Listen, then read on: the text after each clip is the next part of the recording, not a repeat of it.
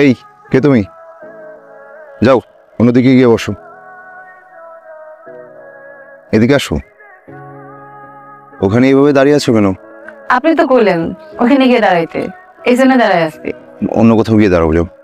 কই গিয়ে দাঁড়ামু যদি একটু দেখাই দিতেন। তুমি কোথায় দাঁড়াবে সেটা আমি দেখিয়ে দিব। এখন আমি তো কইতে পারি না আপনার কোন কোন জায়গা কেনা। আমার জায়গা কেনা মানে? বেঞ্চে বসেছিলাম, উঠাই দিলেন, ভাবলাম বেঞ্চ মনে হয় আপনার কেনা। ও জায়গায় গিয়ে দাঁড়াইছি, এখন করতেছেন অন্য জায়গায় যেয়ে দাঁড়াইতে। এখন কোন কোন জায়গা আপনার কেনা এটা না জানলে তো আপনি আবার আমারে সরাই দিবেন। শহরে নতুন তুমি? জি। আসো এখানে বসো। বসো। ঢাকায় কার কাছে এসছো? কারো কাছে না, রাতের গাড়িতে উঠে পড়ছি, সকালে ওই গেটে নামাই দিছে। চা খাবে? না, আমার অনেক খিদা লাগছে, নাস্তা করবো, কিন্তু আশেপাশে তো দোকানপাটও দেখতেছি না। চলো যাই, আমার সাথে চলো। কই যাবো? এই যে তোমার পরোটা, ডিম, ভাজি এসব খুঁজতে। আসো। নাস্তা শেষ করে কোথায় যাবে? জানি না। এভাবে বাসা থেকে কেউ পালায়? পারবো না তো কি করবো? বুড়ে বেড়ে বিয়ে করবো? তোকে সত্যি না সত্যি তুই বলে ফিরি। অন্য কোথাও ছেলে দেখতে বলতে। আমার কপালে ছেলে নাই, আচ্ছা সব বুড়ে বেড়া, বাপ মা না থাকতে যা হয় আর কি। এই টাকাটা রাখো, আবার উঠতে হবে।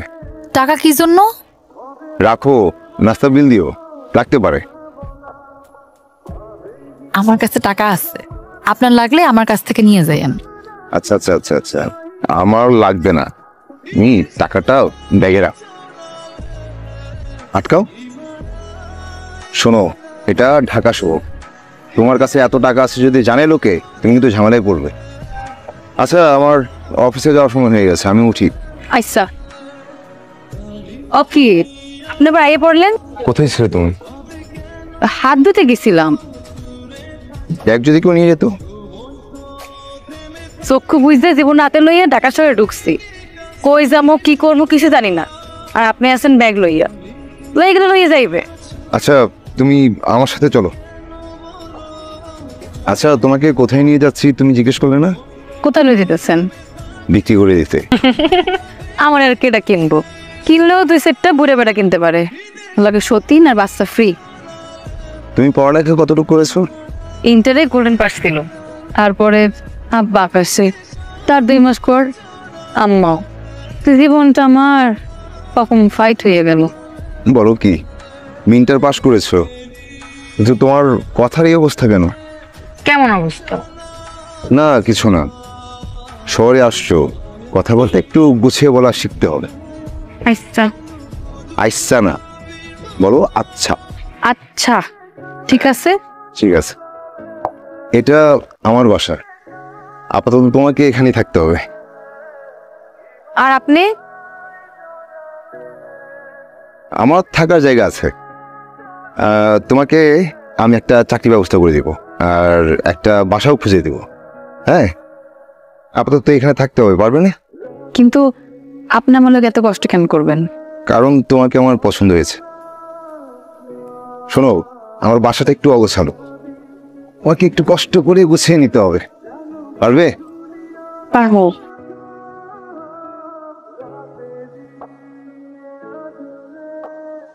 আর এখন এই মেয়ে কই থাকবে আর তুই কোথায় থাকবি? তুমি আমার বাসায় থাকবে, আমি তোর বাসায়। আমার বাসায়? আচ্ছা, তুই না হলে আমার বাসায় থাকলি, কিন্তু এই মেয়ে যদি তোর বাসা থেকে সবকিছু নিয়ে পালিয়ে যায়, তখন কি করবি?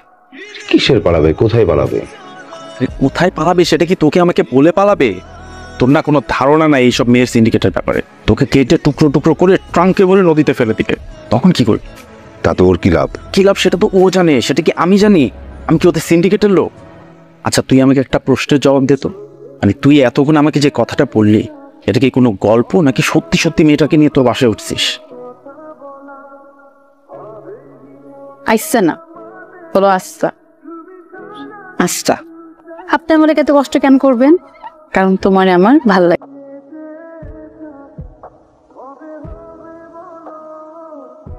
আপনি ভিতরে আইবেন না? না, রাত হয়ে গেছে। কালকে অফিসে যাওয়ার আগে একটু দেখা করে যেতে পারবেন? কেন? কাম আছে, আইতে পারবেন?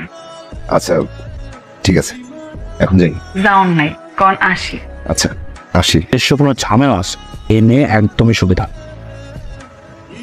প্লেট কেটে গেল। যা রান্না করা খাবার খাচ্ছিস সে সুবিধা না বলছিস, এটা কেমন সমালোচনা? সমালোচনা করছে বিয়ে এত অসাধারণ রান্না কি করে করেন? নিশ্চয়ই এখানে কোনো গল্প আছে। কোনো গল্প নাই, খা। বিশ্বাস না, আরেকদিন। কি আরেকদিন বিচারে কি হইব? আমি কি আপনার খাই ফেলাবো নাকি? আসেন।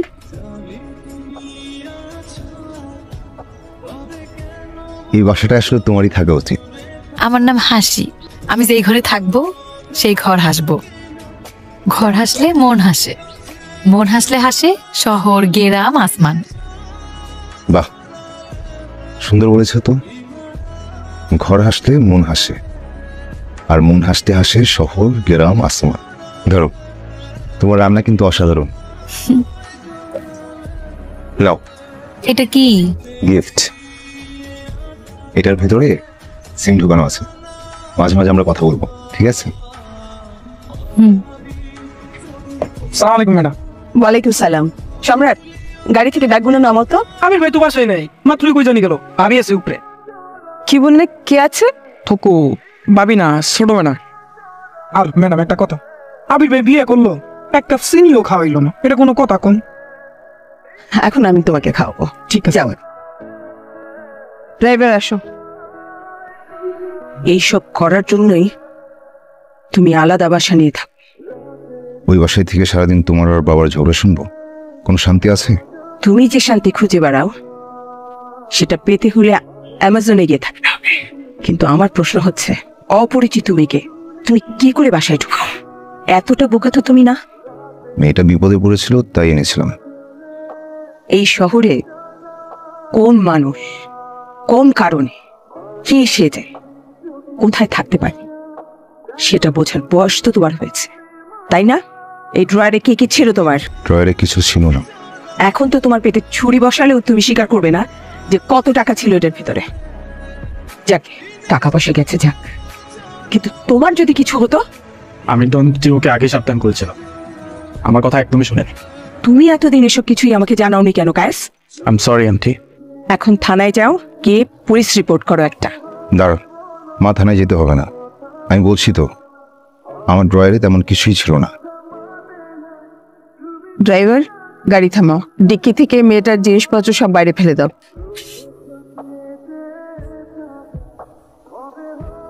প্লিজ আপনি অন্য কোথাও বসুন। হাসি, দাঁড়াও। বেশ কিছুদিন ধরে আপনাকে দেখছিলাম না, ভেবেছি আপনি আর আসবেন না, তাই এখানে বসেছি। আপনি বসুন, আমি আসি। দাঁড়াও হাসি, বেশ কিছুদিন না, 1 বছর 4 মাস 11 দিন। তোমাকে আমার একটা প্রশ্ন করার আছে, যে ঘরটাকে এত সুন্দর করে গুছালে সেই ঘরে কিভাবে চুরি করতে পারো? আপনি এটা বিশ্বাস করেন? বিশ্বাস করলে জিজ্ঞেস করতাম না, তোমাকে মনের পাশে জায়গা দিতাম না। 1 বছর 4 মাস 11 দিন গুনে রাখতাম না, অপেক্ষা করতাম না। এই এক জীবনে আমি অনেক অপমানিত হয়েছি, কিন্তু সেদিন রাতের অপমান আমি কখনো ভুলতে পারবো না। আমার কাছে থাকা টাকাগুলো উনি আপনার মনে করে রেখে দিয়েছেন।